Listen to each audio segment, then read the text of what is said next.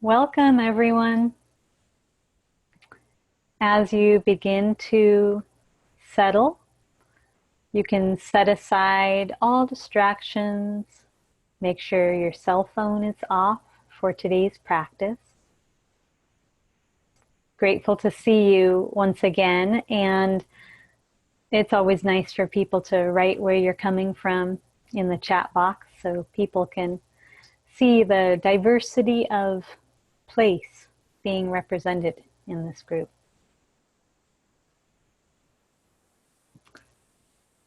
Many of you have come twice a week, and for some of you, this is your first time coming to practice.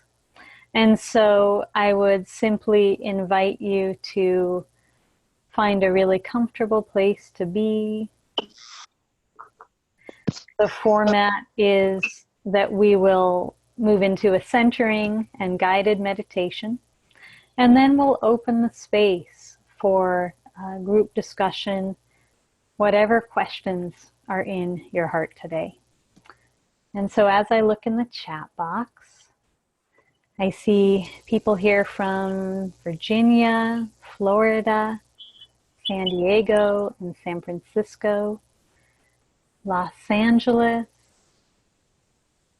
Hi, Randy, Santa Barbara, British Columbia, Portland, Oregon. Hi, Susan. I'm seeing a number of names I know, and I'm here in North Carolina.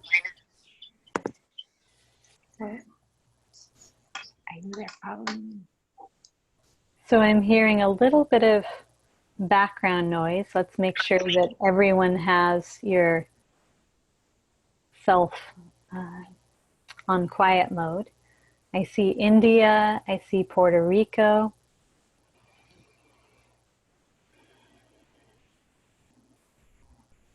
Let's begin.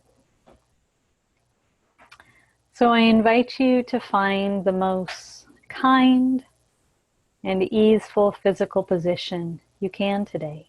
You might be sitting cross-legged, you might be sitting in a chair. If anyone is working with extreme physical pain or injury, you are perfectly welcome to be lying down for meditation. I invite you to begin to turn your attention within.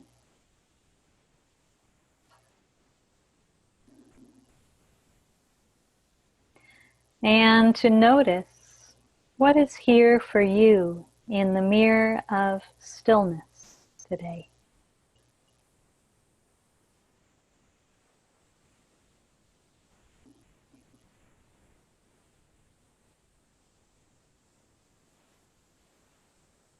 Beginning to be aware of the already existing quiet. And I invite you to allow your breath to be deep and slow as we transition from whatever we were just thinking about or engaged in to this time for practice. So resting in whatever physical posture supports your body and mind to begin to settle.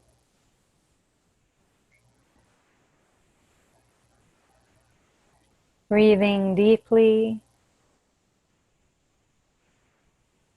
allowing your breath to relax you.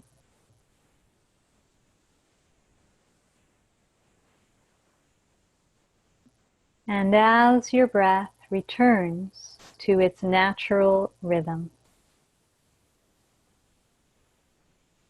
just noticing the rhythm and pace of your own breath breathing you.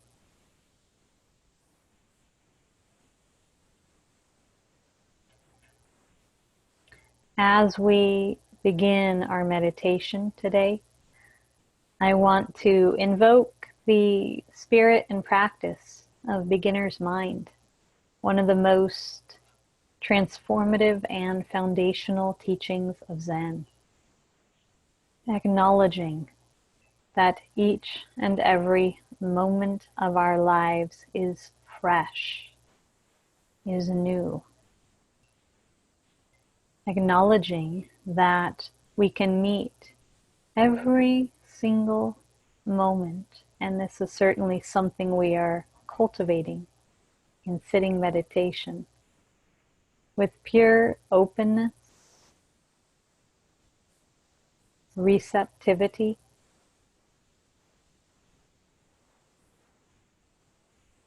and a willingness to be with the unfolding of life, moment by moment, rather than bringing the thought we were fixated on a few minutes ago into this fresh, open moment, rather than turning to the mind to fill this moment with assumptions or perspectives that we've entertained before. Instead, allowing ourselves to really have the courage to rest here in present moment innocence. Suzuki Roshi would say that in the beginner's mind there are endless possibilities, but in the expert's mind there are few.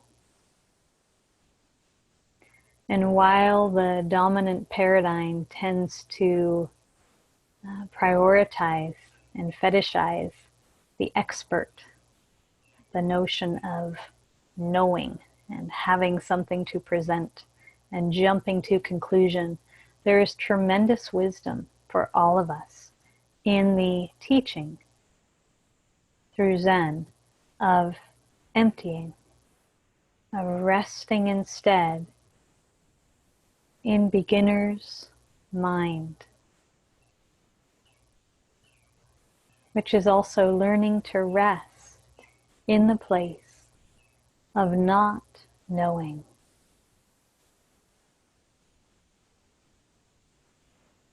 Resting in the mystery.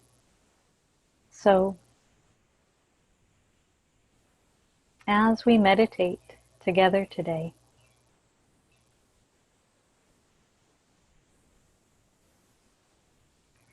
see if you can give yourself permission to rest in not knowing.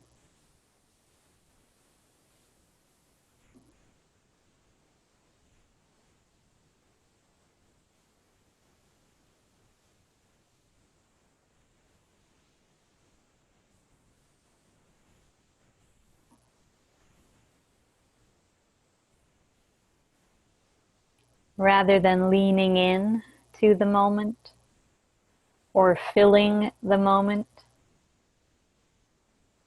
can you allow yourself to receive life moment by moment as it unfolds?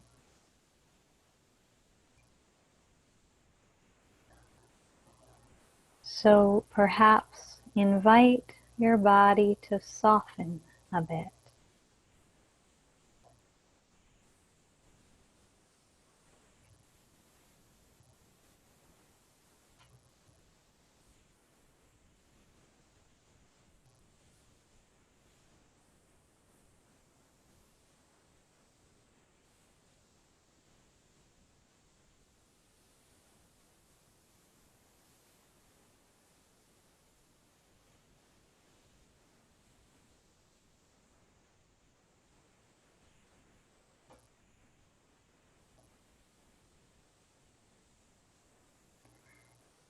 Notice that the more you allow yourself to rest here and to settle,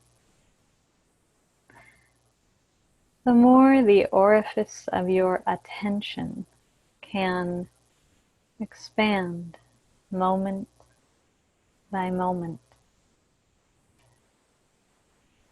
The more we can be aware in an accepting, open way of whatever is moving through the internal landscape,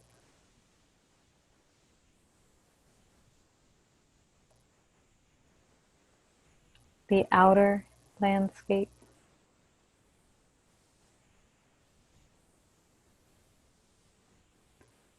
allowing life to be as it is.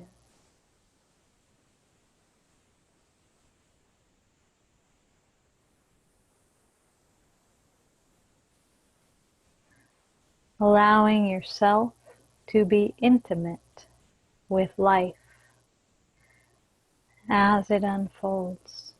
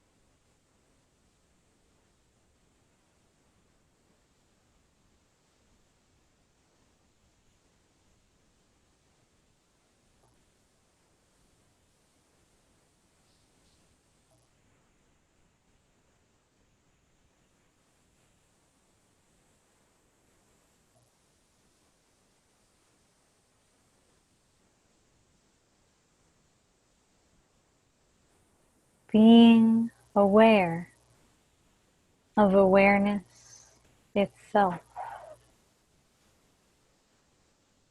This is the practice. And anytime you notice your attention getting pulled away from this moment, just kindly, forgivingly notice what pulls you away and bring your full attention back to being here. Here with breath, as your breath breathes you. Here in body, just resting ever more deeply in your own skin.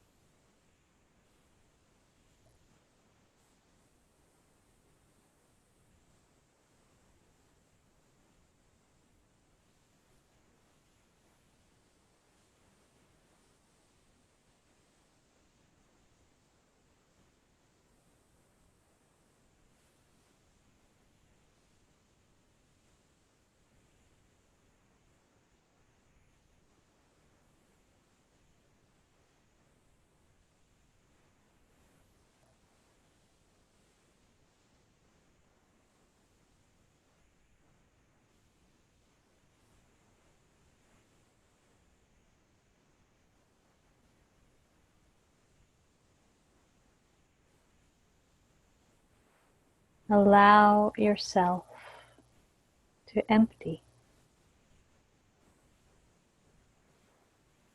Allow an emptying of self.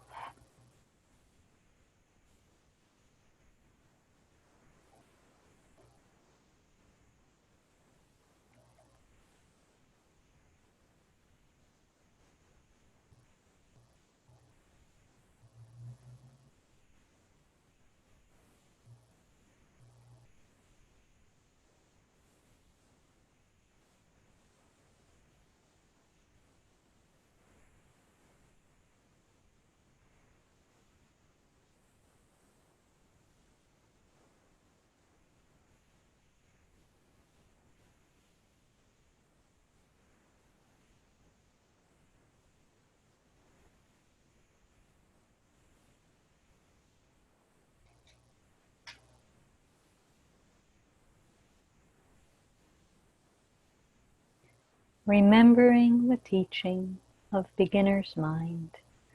And so anytime your mind wanders off,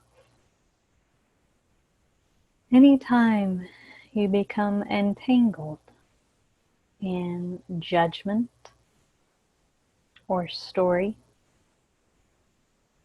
trust that you can drop it. Let it go completely and begin again. Every moment as fresh, remembering the choice that we have in every single moment to remember to be here, to drop it and come home.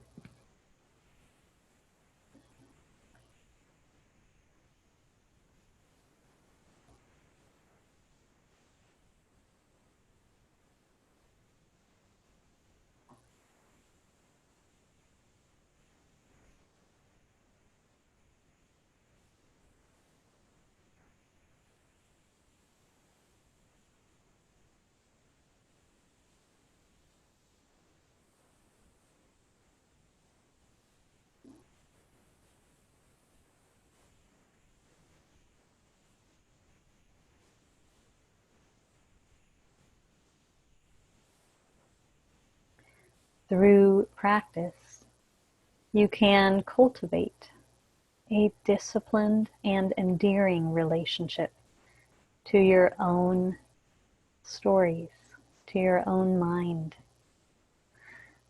Noticing how often your mind, rather than resting in the place of I don't know, the field of not knowing, the empty space that you're invited to surrender to in meditation, while the mind tries to avoid that by going into story about anything, thinking it knows something about this day, about the moment following this one, about your life, the world. Can you find the willingness to drop it and just return to resting?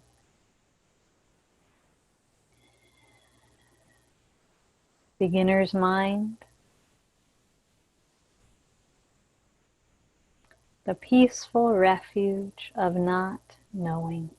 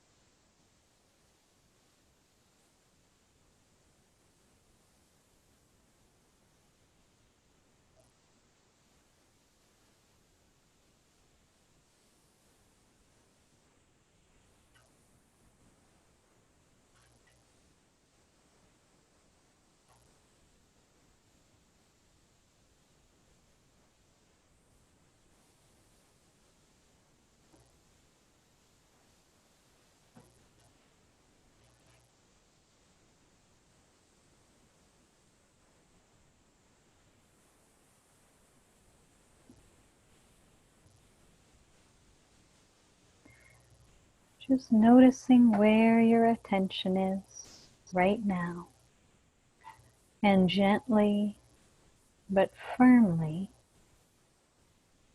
bringing yourself back to rest here. Nothing to do and nowhere to get to. Can you let yourself receive the relief of that?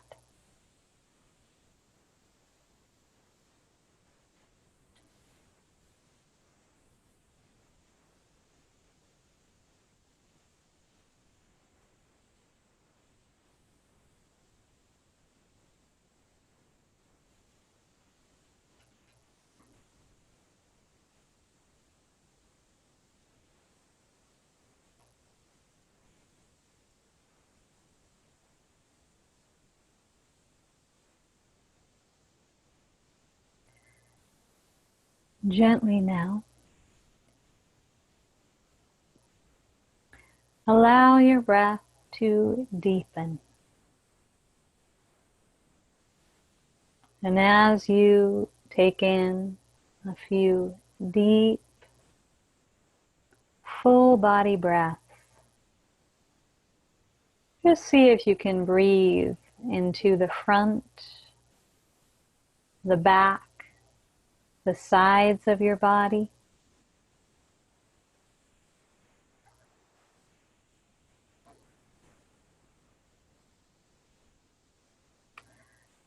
I'd like for you to turn your attention for a couple of minutes to kindness.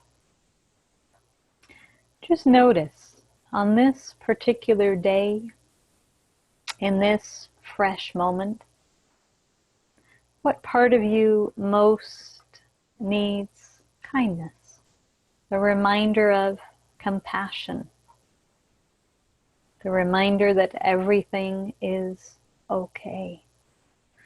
And in whatever way feels authentic for you, acknowledging that compassion practice is equally important to our sitting meditation practice, while sitting itself is infused with compassion. You can rest a hand at the center of your heart if you'd like, and just listening within.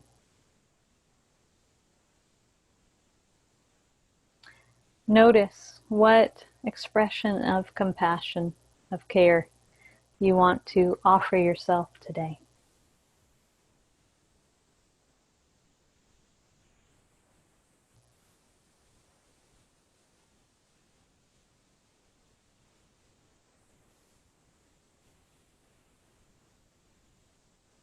Even if it's as simple as the words, "I love you,"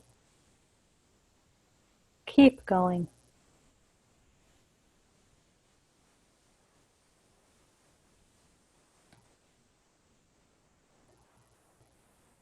And just let yourself receive.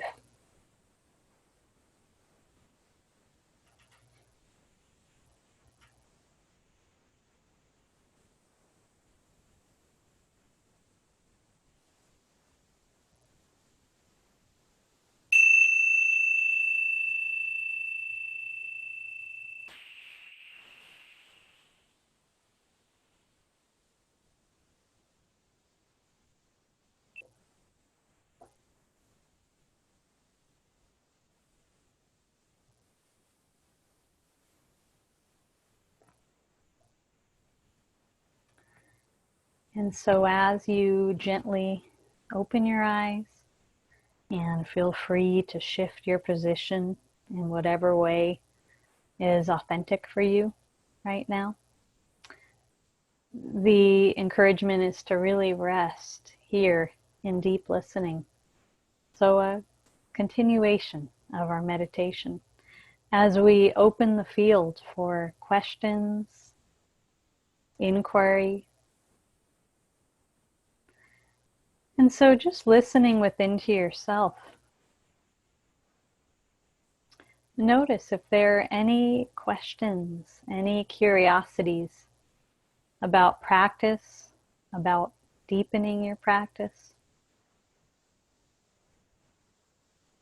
Any places of growth, or as we say, any edges that you're facing in your own at-home practice? Okay. And remember that practice includes every aspect of our life. Absolutely nothing left out.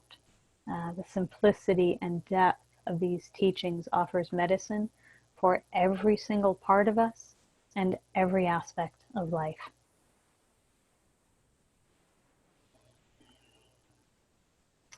And also an encouragement to really stay hanging out in that place of beginner's mind. The mind of the beginner. Again, I want to emphasize, in a world that absolutely fetishizes the expert, in a world where we get into tremendous trouble because we think we need to be the expert or sound like an expert or emphasize that which is known rather than celebrating all that which we do not even know we don't know.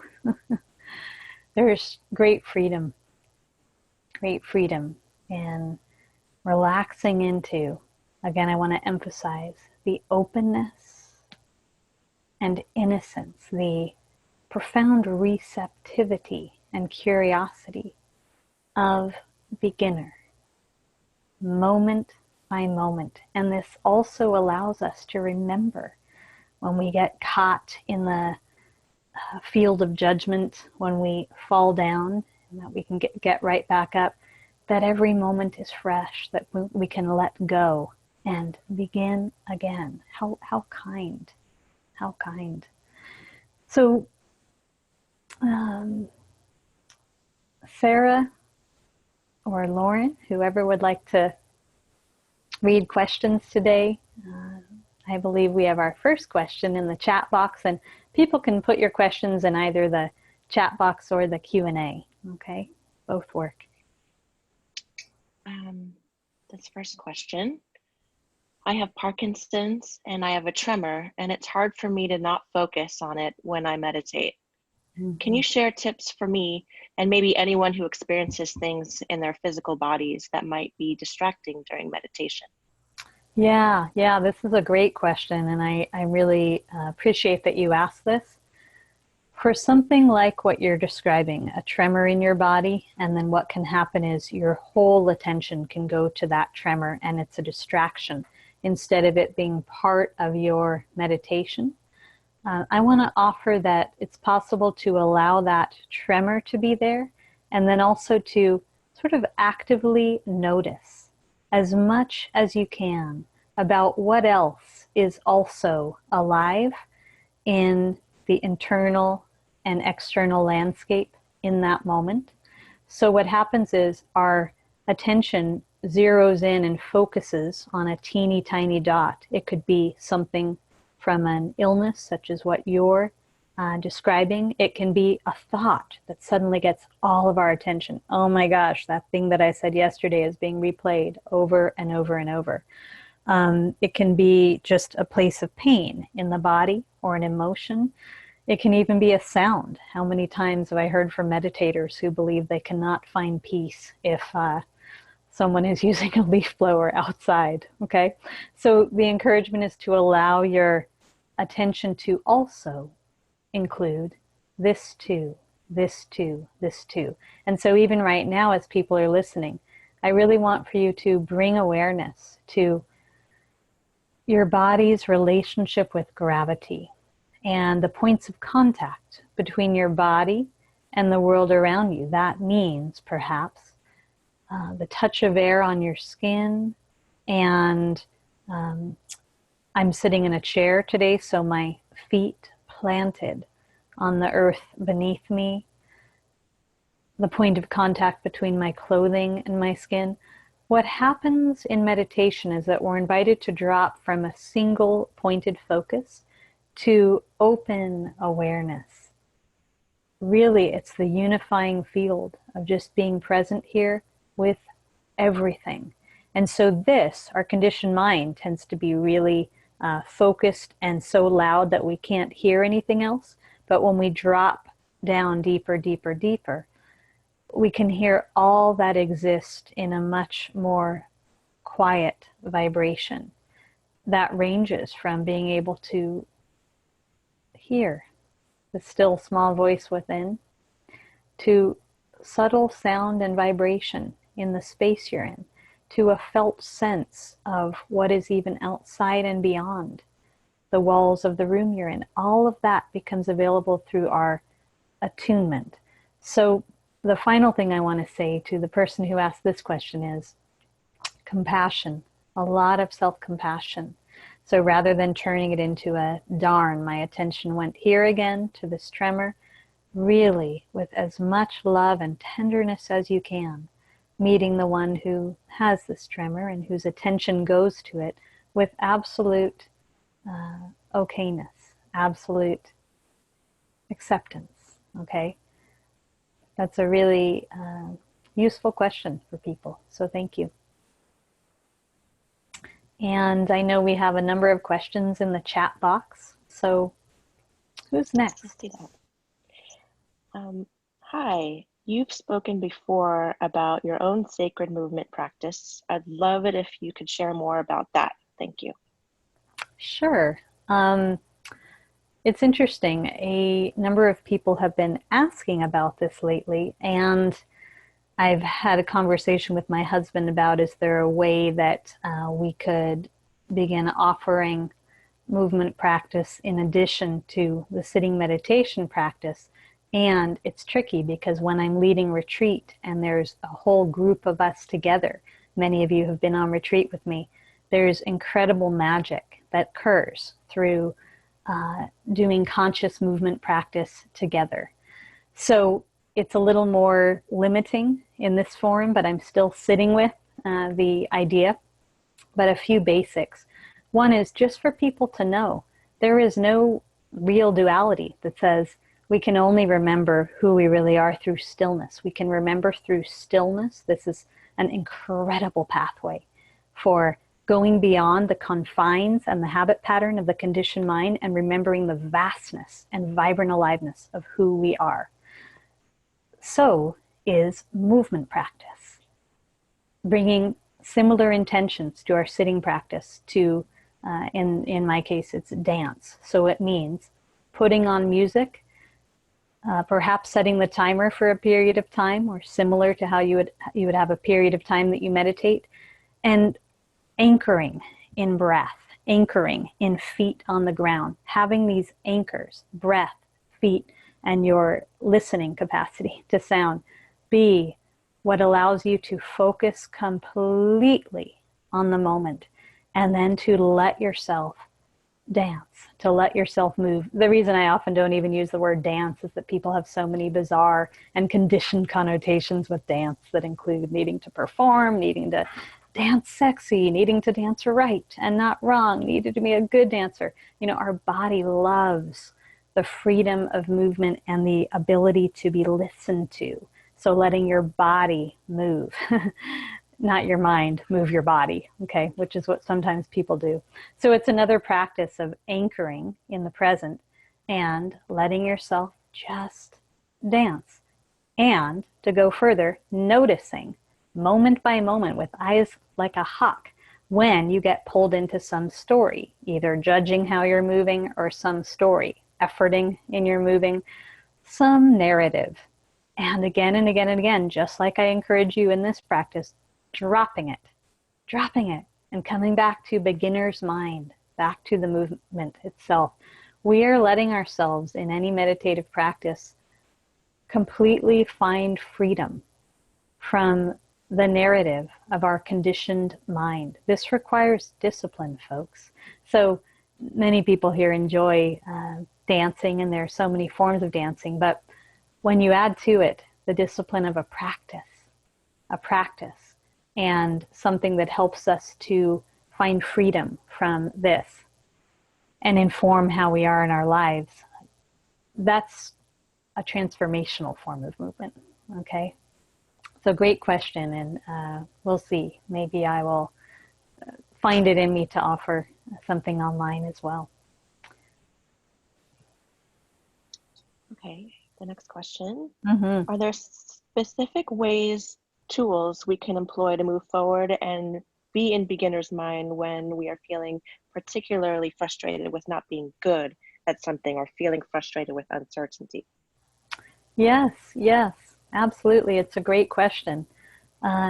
So I'm going to bring up the word discipline again, because everything in practice occurs through the understanding that the energetic system, this entire being that you are, the entire instrument that you are, is impressed by the spirit of repetition. That's how long-term sustainable change happens. One step today, now another step, now another step. With kindness. Kindness is the only force that can infuse long-term transformation in your life. And so what I would offer here is to see if you can let yourself remember the freedom of beginner's mind when you feel like you've messed up, when you're really judging yourself. I spoke earlier a bit about how much we fetishize the expert and knowing and appearing strong with a very limited way of what strong looks like. I love and practice the archetype of the fool, as the seed of wisdom, really being willing to drop into not knowing. I don't know. Learning to respond to questions with, I don't know, when you really don't. Learning to, from the archetype of the fool, okay, really soften when you think that you've messed up, or when you think so confidently, the expert in your mind thinks that you've done something stupid, or you deserve judgment, or you're a hopeless meditator, or whatever it is. Using those as opportunities to just soften, as the fool would, and say, I don't know. Maybe this person's just absolutely lovable. Maybe this person's just perfect as they are. Letting that invite you to remember that you are, to remember that there's a kindness that is completely innocent in each and every one of us that does not judge. It's wisdom, it's not naive, but it does not judge. Awareness does not judge. And when we go beyond our cognitive conditioned mind, we drop down into the vast, limitless, boundless, ever compassionate awareness that is who we really are. It's a thread. We can access this place. There's a thread to it in every single moment, even when there's stress and even when we F up. But it's up to us to choose to remember it. It's up to each of you to remember the choice you have. And at first, or not even at first, for a while, it can be scary. Ego can feel tenacious. No, I've always gone down this neural pathway, so I want to go down it again. Nope, I've always judged myself in this particular situation. I've always believed for decades that I am not worthy, so I'm going to keep going in that direction. And I'm inviting you to really go beyond, to really let yourself get bigger, okay? And your whole notion of who you think you are and the limitations of identity, they dissolve with time over practice. They dissolve over time with practice. So great question. Thank you for asking that. Yeah. Okay, the next question. You have 4, by the way. Okay. Mm-hmm. I am learning to accept that I am vulnerable and benefit from the support of others, but that seems to quickly become clinging for me. How do we accept that we are vulnerable and need the support of others without clinging and grasping? Mm-hmm. Mm-hmm. Okay. So there's a little limitation here, because I would love to have ideally a live conversation with the person who asked this question, so I can invite you to inquire into some things. But as we don't have that set up just yet, here's what I would offer. It sounds like you've gone from a place in life of maybe wanting to avoid vulnerability or pretend that you're not so vulnerable, which is super popular in our world. And now you're opening up more to, okay, I accept, I'm vulnerable, which means so being more welcoming to perhaps more vulnerable aspects of yourself, okay? Maybe even aspects of yourself who have needs from others or who are needy, okay? All of that. And that's a beautiful movement, okay? But then there can be a sense of, oh gosh, look what happens. This feels difficult when I maybe am too needy, which is a statement from your own inner internal judge, okay? Or when I'm suddenly coming off to others in a way that's really different from my old identity of perhaps I have it all together, okay? So we need to be kind with ourselves, really gentle, while we're transitioning from one way of being set in identity and limited to opening. It can be a tender motion, and also sometimes it even requires us to swing from one side of the duality, I don't have any needs, to the other side, wow, I have a whole ton of needs, before we find the middle way, before we come back to center. And your job is to have real acceptance for yourself and trust in the process while you come back to center. Meanwhile, and again, this is because I don't get a chance to ask you questions right now and find out even more deeply what your experience is, I highly recommend my book, Relational Mindfulness, because it talks a great deal about how to first access and deepen our absolute okayness, our radical acceptance of vulnerability.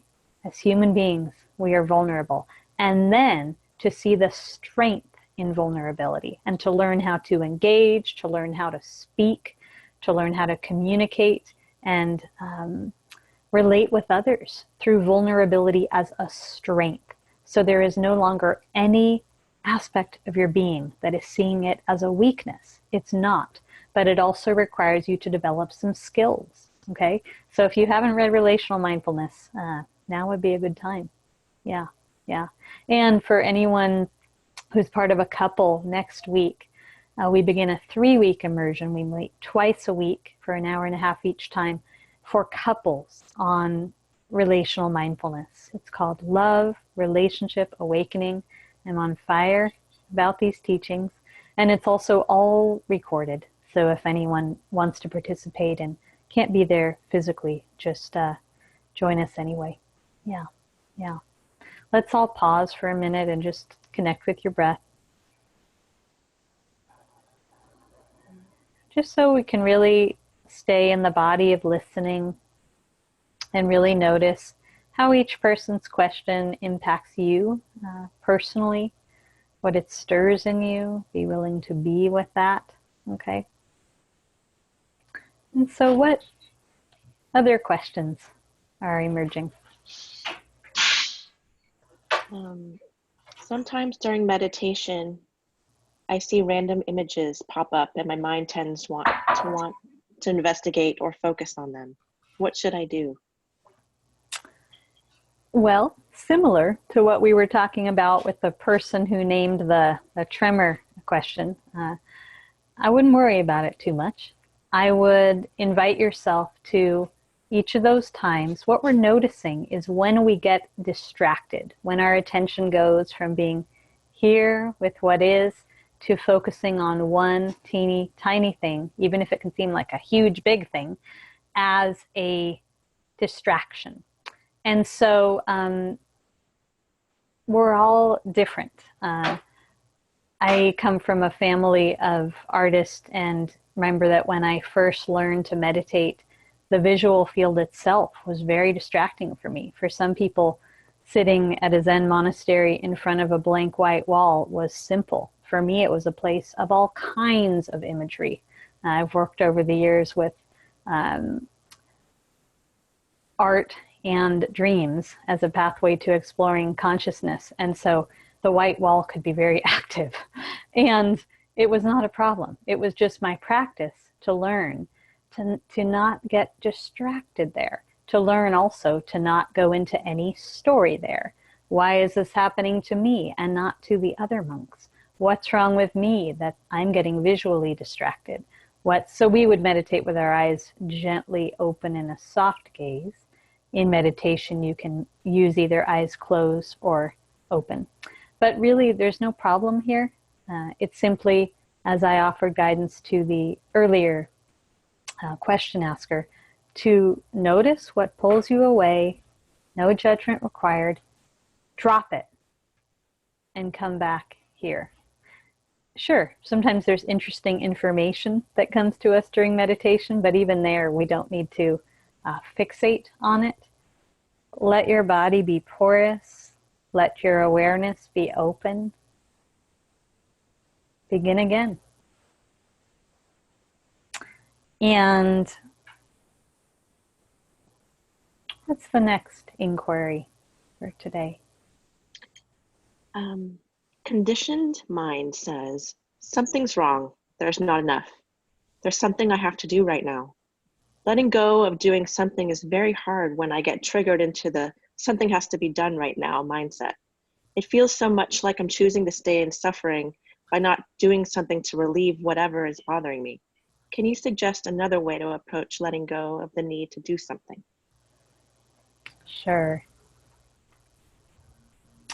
Let's all have a tremendous amount of compassion for ourselves right now, okay? Tremendous amount of compassion for ourselves, acknowledging the qualities of the conditioned mind, and they were just named. So the conditioned mind is regularly feeding us the story. There is something wrong, and our attention is off scanning the ethers for what's wrong, whether it's something wrong with us or with the world. Our conditioned mind is going to the story. There is not enough. Fill in the blank. Not enough money, not enough time, not enough love, not enough touch, not enough peace, whatever it is.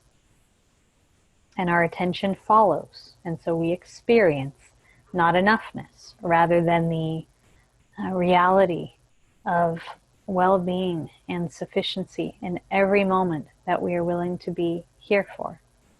The conditioned mind goes to the story. There's something I've got to do. There's something I've got to do, and triggers our entire body with each of these stories into a somatic reaction to that, where we are locked in doing mode. And it's really, really important, again, to have compassion for these patterns and to acknowledge that we have a choice to go beyond. We have a choice to go beyond.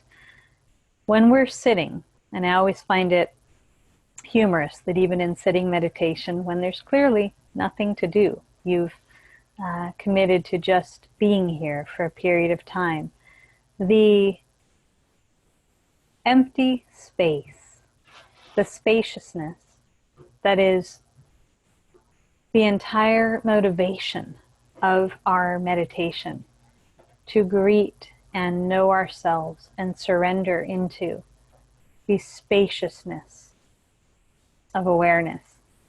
That is so threatening to ego.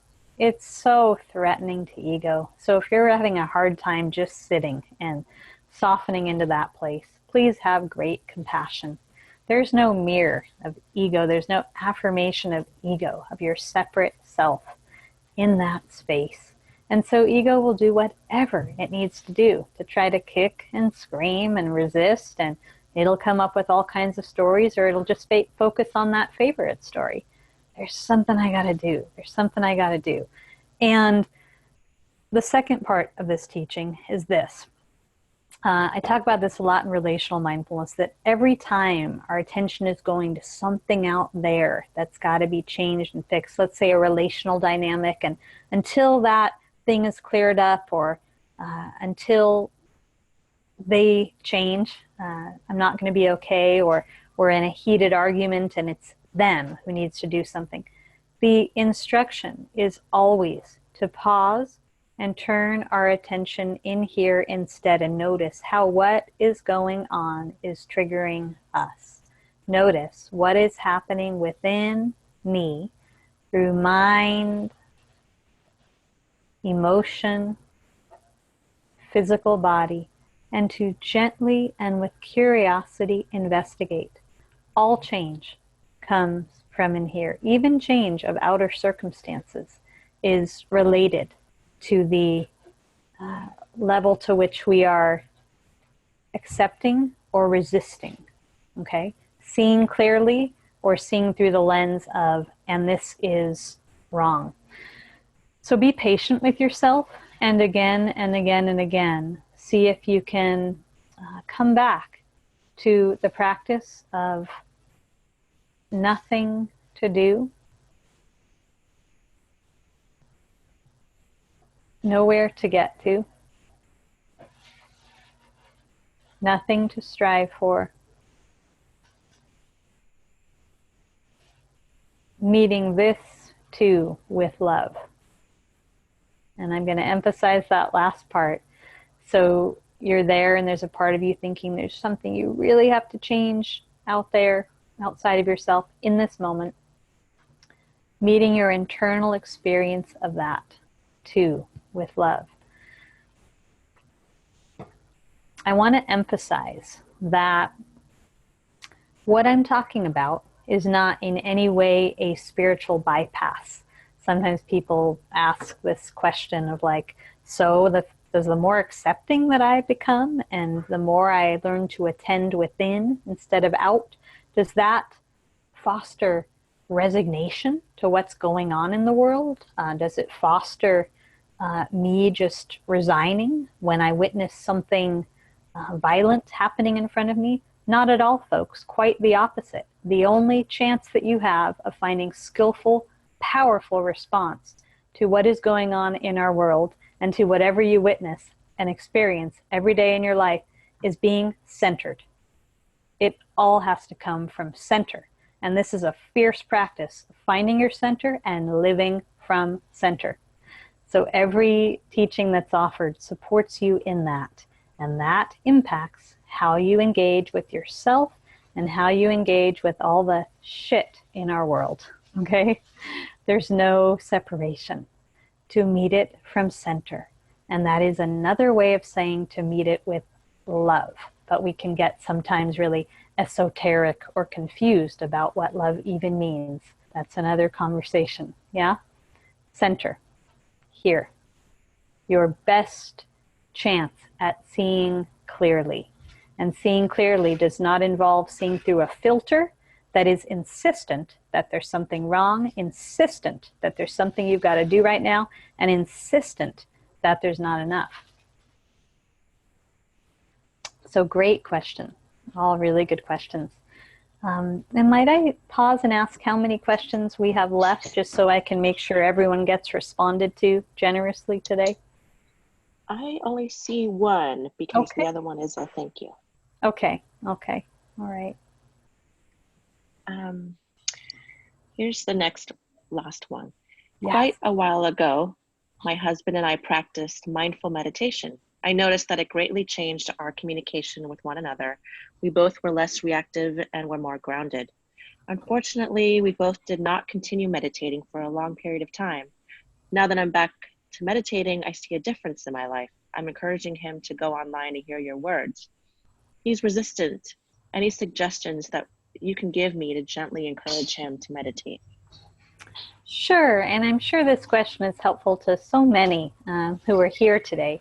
And the first encouragement is really, truly, the best way that we can encourage those that we love to meditate is to allow them to experience and witness the impact of meditation on us. When the people in our lives experience the greater kindness that is exuded when you're deepening your practice, the more skillful communication might be that they simply witness, wow, you are so much more at ease in your skin, so much more in your power. There are so many different ways that people get to experience this and witness this. that's the most profound thing that can make an impact, and want that person, your partner, relative, friend, to say, hey, what are you up to that's changed you so much? What are you up to? I would like to check that out. And this is important because when we instead approach it through, hey, I think this would really help you, which sometimes has the message underneath it of, hey, I think this would fix or improve you, or I think this would make you easier to be around, or I think this would, it comes with a little edge of judgment. And it also comes with a little edge of you should. And each and every one of us has an internal rebel. If you tell me I should do something, my rebel will come right up. Oh, yeah? I don't think so. That's not where the motivation to meditate or to wake up comes from. It cannot come from a should. It cannot come from the myth of self-improvement. This is another topic I can talk more about sometime, even if we begin practice through a sense of wanting to improve ourselves. Over time, that dissolves because we learn to relate to the self differently. We let go on our fixation with the self that I need to improve, that self that's not good enough, or the self that's better than, whatever it is. So as much as you can, you can share with him what you're enjoying about it, what you are receiving from it, but to be aware and careful to not turn it into a should or a self-improvement program for him. And I'll also offer, I mentioned the couples course, and that might be something. There are a few people I know participating where one person is a practitioner and really enjoying it, and the other person has enough of a curiosity that they're willing to participate in this, or to watch the videos and see how it could impact the relationship. But overall, it really needs to come from that person. And the best thing you can do is to model the joy and the benefit that it gives you. And I want to emphasize, because I work with people from all over the world, I get to witness transformation in people's lives every single day of my life, again and again and again and again. And I also get to witness, and I have so many great stories of people's partners reaching out and saying, hey, my girlfriend, my boyfriend, my wife has gone through so much transformation since they've worked with you. I would like to check this out. I'm interested. And I've heard fabulous stories. There's so many that I could share of specific ways that one person's practice has impacted and lit up an entire family, lit up the entire workplace. This stuff is contagious. And so again, we cultivate it within and it extends out. Yeah, it's quite beautiful. So let's pause. And I want to thank you so much for being here today. I never thought in the past, because I've had plenty of judgments about computer screens and screen time, that I would be so grateful for this form of technology at this moment in time, and for the unifying field that it creates for us to deepen practice. I invite any of you who feel it in your hearts to offer a small donation to my nonprofit, Mindful Living Revolution, to do so in the spirit in Buddhism that we speak of as dana, or generosity practice. And I'll also offer that for those of you who want to go deeper, there are a couple of new offerings on my website coming up in May, 2 different weekend immersions in the topic of joy and cultivating joy in extraordinary times. So let's pause and just take a minute to appreciate yourself for your own practice, and to set the intention to meet this day ahead with a balanced mind and open heart, grounded in your body, your breath, and remembering the spirit of beginner's mind. Okay, you wander off, you come back, beginning again. Thank you, everyone.